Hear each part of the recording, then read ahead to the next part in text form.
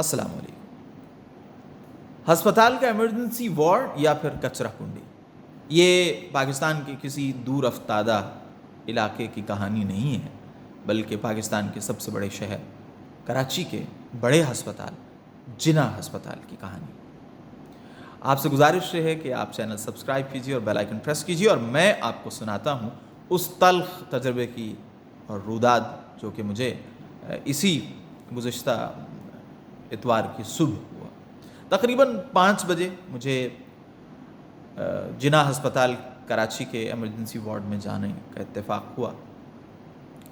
تو سب سے پہلے تو استقبالیہ پہ مجھے کمپیوٹر جنریٹڈ ایک سلپ ملی، تو اچھا لگا مجھے کہ چلیں یہ نظام بہتر ہے۔ پھر مجھے کہا گیا جی کہ وہ جو داخلی دروازے کے باہر حضرات بیٹھے ہیں یہ ڈاکٹرز ہیں، ان کے پاس آپ جائیں۔ ہم وہاں چلے گئے۔ ایک صاحب نے ان میں سے ایک چیئر پر وہ خود تشریف فرما تھے اور دوسری چیئر پر ان کی ٹانگیں۔ ایک صاحب نے ہیڈ فونز لگا رکھے تھے، شاید بات کر رہے ہوں گے یا کچھ سن رہے ہوں گے۔ تو بڑی لاپرواہی سے وہ جو صاحب 2 چیئرز پر تشریف فرما تھے انہوں نے اشارہ کیا، اور جن صاحب نے ہینڈ فری لگا رکھی تھی انہوں نے ہینڈ فری اتارنے کی ایک ناکام کوشش کی، اور پھر دوسری کوشش میں وہ کامیاب ہو گئے۔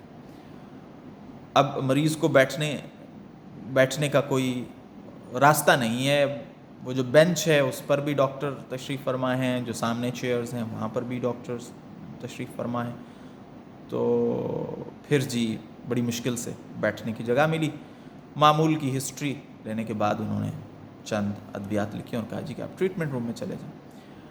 اب جیسے ہی ہم ٹریٹمنٹ روم میں پہنچے، اب یقین کیجئے ہم نے ماسک لگا رکھے تھے، لیکن اس کے باوجود ایسی میں بیان نہیں کر سکتا کہ اب یہ دیکھیں کہ ماسک کے باوجود اگر آپ وہاں کھڑے نہیں ہو سکتے تو ایک ہوتا ہے ٹریٹمنٹ روم میں یا ہاسپٹل روم میں ادویات کی ایک خاص اسمیل ہوتی ہے، ایسا نہیں، کچرے کی اسمیل، جا بجا کچرا بکھرا ہوا ہے فلور پر، فرش گندا ہوا، اور واش رومز کا تو حال ہی نہ پوچھیں آپ کہ کیسے تھے۔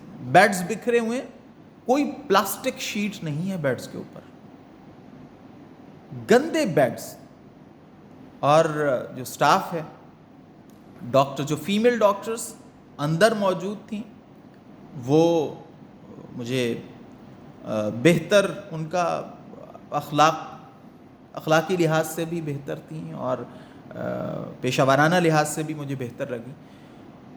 لیکن جو سٹاف موجود تھیں یا تو وہ تھک چکی تھیں بیچاری، ساری رات کی انہوں نے ڈیوٹی کی تھی، اور وہ بڑی مشکل سے جی انہوں نے پرچی دیکھی، اور پھر مجھے حیرت ہوئی کہ وہ انجیکشن جو لکھا ہوا تھا وہ پہلے سے سٹرینج میں کیسے موجود تھا۔ اینی ویز جی انہوں نے انجیکشن لگایا۔ تو انجیکشن لگانے کے بعد پیشنٹ کو تھوڑا جو انجیکشن تھا اس کے کچھ ری ایکشن فیل ہوا، تو میں نے ذکر کیا جی یہ نہیں کچھ نہیں ہوتا۔ خیر جی پھر ڈاکٹر سے کہا تو ڈاکٹر نے کچھ ادویات لکھ دی، اور ڈاکٹر نے سٹاف سے کہا، نرس سے کہا کہ آپ اس پیشنٹ کو برینولا لگا دیں۔ تو آگے سے میں حیران ہو گیا، میں نے خود کسی زمانے میں پیرامیڈیکل کیا ہے، کہ کسی پیرامیڈک کو، کسی سٹاف نرس کو، کسی ڈاکٹر کو یہ کہتے میں نے نہیں سنا کہ کیوں۔ انہوں نے کہا جی آپ برینولا لگا دیں۔ انہوں نے کہا کیوں؟ پھر انہوں نے کہا جی کہ یہ مسئلہ ہے تو مزید کچھ میڈیکیشن ہوگی۔ خیر جی برینولا لگ گیا۔ اب میں نے ایک چھوٹے سے ہسپتال میں پیرامیڈیکل کیا تھا، تو اس میں ہمیں یہ بتایا جاتا تھا کہ جب آپ کوئی ٹریٹمنٹ کر رہے ہوں، آپ سے کوئی چیز گر جائے، میڈیسن گر جائے، یا کوئی برینولا جو ہے اس کا سٹاپر گر جائے، تو آپ نے وہ اٹھانا نہیں ہے زمین سے، بلکہ نیا لگانا ہے۔ لیکن خاصی تجربہ کار سٹاف نرس تھیں، انہوں نے وہی حرکت کی کہ سٹاپر زمین پہ گرا اور وہ اٹھا رہی ہیں۔ اینی ویز اب آپ کو سن کر حیرت ہوگی کہ کراچی کا یہ بڑا ہسپتال اور سٹاف نرس میرے پاس ڈرپ لے کر آئیں اور وہ کہہ رہی ہیں کہ بیٹھے بیٹھے مریض کو ڈرپ لگا دی جائے. ایسا منظر تو ہم کسی زمانے میں، یہ 2000 کی بات ہے، آج سے 22 سال پہلے کی بات میں آپ کو بتا رہا ہوں کہ بہاول نگر سے ہم جب اپنے گاؤں جاتے تھے تو رستے میں ایک کویک کا کلینک آتا تھا، تو وہ بیٹھے بیٹھے مریض اس کے پاس بیٹھے ہوتے تھے بینچ پہ اور وہ ڈرپ لگا دیتا تھا. تو میں نے عرض کی کہ مہربانی فرمائیں بیڈ پر لیٹائیں پیشنٹ کو. جی بیڈ تو نہیں ہے، وہ آپ کو باہر سے لانا پڑے گا. خیر جی میں گیا، پیشنٹ کے لیے آپ بیڈ لا سکتے ہیں، ڈزنٹ میٹر. میں گیا بیڈ لے آیا. اب اس کی اتنا گندا بیڈ اور پھر اس پر کوئی پلاسٹک کی شیٹ بھی نہیں. تو مجبوری ہے جی، اب پیشنٹ جو ہے وہ اس کو ریئیکشن ہو گیا، تو اب آپ ظاہر ہے کہ اسے لٹائیں گے. اب ڈرپ لگی. تو اب آپ سوچ رہے ہوں گے کہ میں نے وہ تصویریں کیوں نہیں بنائی وہاں کے فلور کی اور ویڈیو کیوں نہیں بنائی.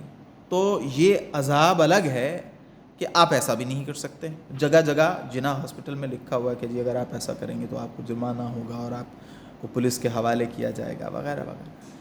تو ویسے بھی وہاں پہ چونکہ مریض کراہ رہے تھے اور بہت تکلیف کا عالم تھا، تو میں نے مناسب نہیں سمجھا کہ میں وہ جو مناظر تھے وہ آپ کو دکھاؤں.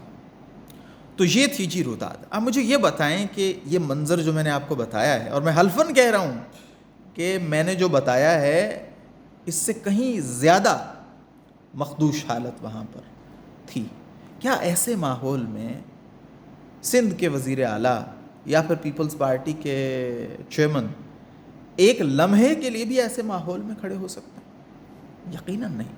اور یہی وہ وجوہات ہیں کہ جن کی بنا پر لوگ سرکاری ہسپتالوں کی بجائے پھر پرائیویٹ ہاسپٹلس کی طرف جاتے ہیں.